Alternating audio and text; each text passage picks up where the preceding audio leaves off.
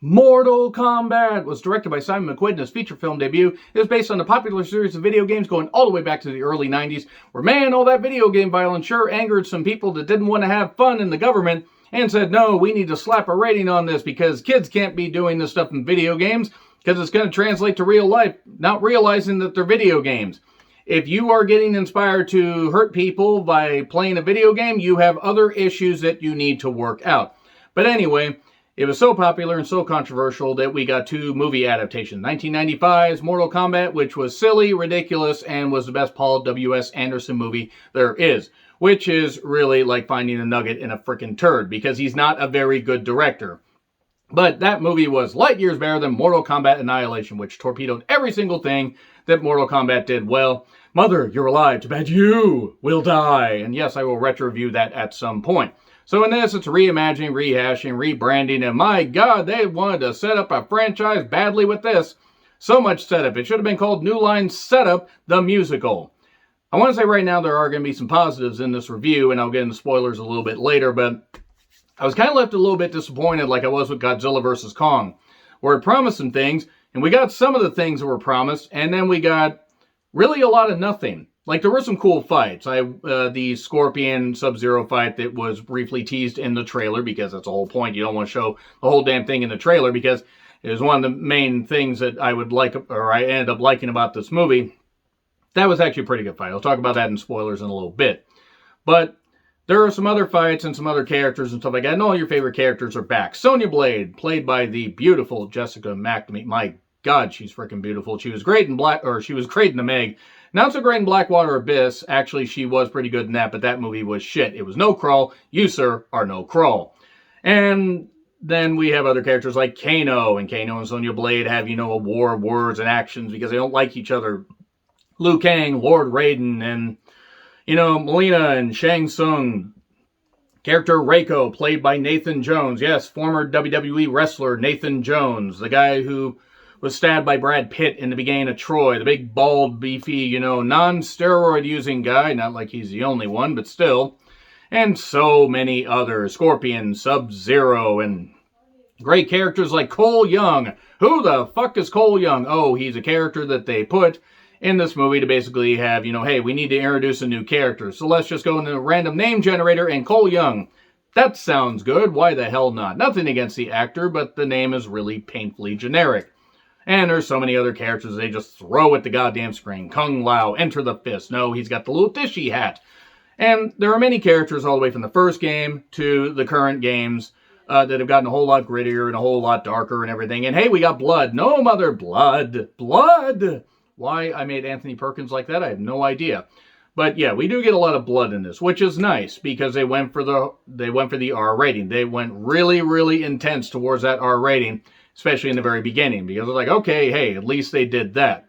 And they were throwing blood and characters at the screen basically to mask the fact that there were two people that did the story, two people that did the screenplay, and one guy did the story and the screenplay, Greg Russo. Great, another Russo ruining a form of media. Vince Russo has struck again! So this movie basically also went the Star Wars trilogy route, the new trilogy, where it just basically had to end everything in a quip, because why take yourself too seriously? And granted, it is about a bunch of fighters that have various powers that have to unlock more powers and turn back, the Shang Tsung forces, or otherwise Outworld will come over and rearrange the furniture and wreck shit and turn the human race into a bunch of slaves. So basically, Outworld people are kind of dicks like that. And from there, we have a movie. One that we've seen before, and I was excited to see this, and since it's on HBO Max as well as in theaters, I decided to sit at home, because there is no theater within 30 miles of me that is open, and I don't want to drive that far, especially without traffic here is in Western Washington. So anyway, how was the movie? It gets a resounding at times. It gets, a bit of praise. There are some cool fights. There are some cool moments.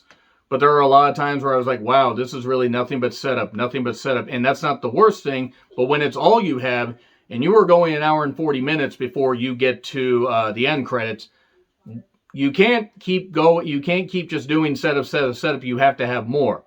They're planning for 4 to 5 movies. I don't think they're going to get past 3 before it gets really ridiculous. They're going to Transformers this fucking shit. And Transformers didn't even have enough to go past the second movie. despite the fact Megan Fox was in it, working on cars and, all the shots and everything. And Michael Bay didn't like working with her when, oh boy, I hope nobody pulls a Megan Fox from this movie, because I liked some of the stuff in this. I do want to clarify, but overall, I was feeling kind of empty overall. I just was left feeling kind of empty. Like, there were just points where I was like, oh, we're getting this, and then they pull back and then they do this. Hey, here are all these characters. They get like a few lines, and then, okay, on to the next scene. Oh, we're having a serious moment with Cole Young and his family. Okay, bye, and on to the next scene. Let's just keep throwing shit at the goddamn screen. Taking yourself not too seriously is fine, but just eventually you need to just focus on a few things. And this movie is very unfocused. You can tell it's from a first-time director. And maybe they signed him on to do the rest of them. Maybe he will get better. I mean, he can't get much worse. Hopefully he doesn't Paul W.S. Anderson this shit. But overall, some good parts. If you do have HBO Max, you obviously could do worse, than watching something like maybe the Tom and Jerry movie. But that's not available anymore. Like, there's Godzilla vs. Kong, there's other stuff. This movie at times has fun. And then also other times I'm like, it was what it was. Anyway, so I'm going to get into spoilers right now. Spoilers. Okay. So, basically we start in, some ancient Chinese, Japanese, forest somewhere. I mean, they don't really specify, because there's the character of Hanzo, who later becomes Scorpion. And he is living a peaceful life with his wife and child, and then also their infant child. And, okay, Sub-Zero's like, you're not living peacefully, I'm going to come wreck your shit. And then they have a fight, and then he dies, or Hanzo dies, and then he gets assumed into hell, basically, to try and find Sub-Zero, because Sub-Zero is one of Shang Tsung's soldiers. And the wife and child are frozen. The infant gets rescued by Lord Raiden, where apparently if you were rescued by a lightning god and get vaporized into space, which I don't think that's where lightning comes from. But anyway, apparently, I guess you don't get vaporized as well, because Lord Raiden's like, nope, I'm going to save this child and continue the bloodline. And then smash cut to frickin', present day, where Cole Young is just basically doing, random cheap UFC style fights, cage fighting for $200, and somehow is able to afford a house and has a wife and kids. And he's doing this kind of stuff. And Cole Young is such a bland goddamn character that I really had no reason to care about him. Anyway, Shang Tsung then says, hey, go kill this Cole Young. He's got some attachment to that Hanzo guy. And then he listens to Sarah Brightman's Winter in July and decides to have Winter in July. And then Jack shows up and says, hey, I'm going to rescue you. Well, actually, Jack showed up a bit earlier and said, hey, we want you to, help us and everything. You don't need to be doing these cage fights. Then Jack suddenly shows up and says, get in. Get your family in here. Your daughter can't have enough cold cut fries because they're frozen, so you really couldn't have that. Frozen fries. It's Paper Mario 64 all over again.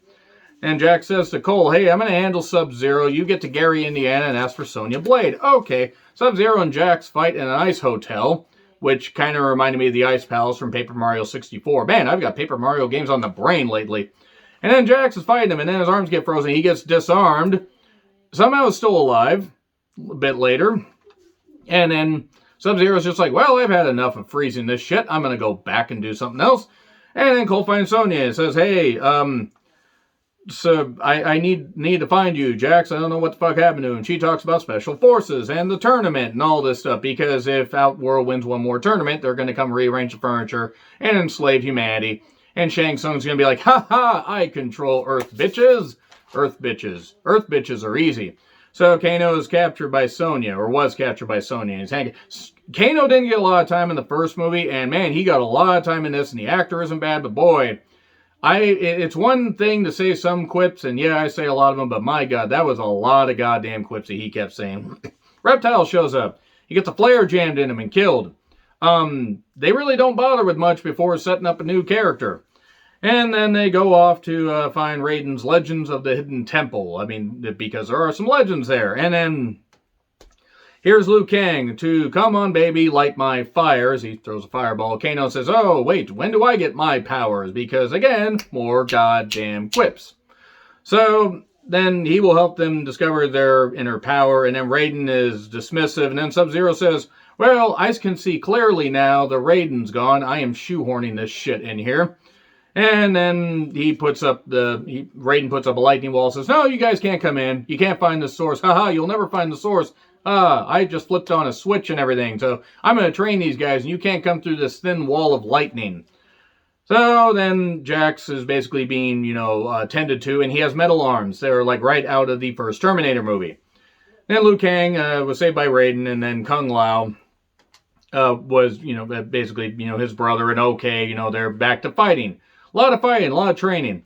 And then, it's like, after Kano discovers his laser thing, I just instantly said he's got Betty laser eyes. Raiden then tells Cole, hey, go be with your family. What the fuck are you doing? What the fuck are you doing here? Oh, wait. You need to understand what your history is. Your history is with Hanzo, and you need to do this stuff. And yeah, he goes to be with his family because he wants to be with his family because he's scrolling through his phone that he somehow has a signal for in this freaking hidden temple. And then Nathan fucking Jones is in this as Reiko, and you can, by God, tell it's Nathan Jones. And then Cabal is from the Brooklyn part of, Outworld, apparently.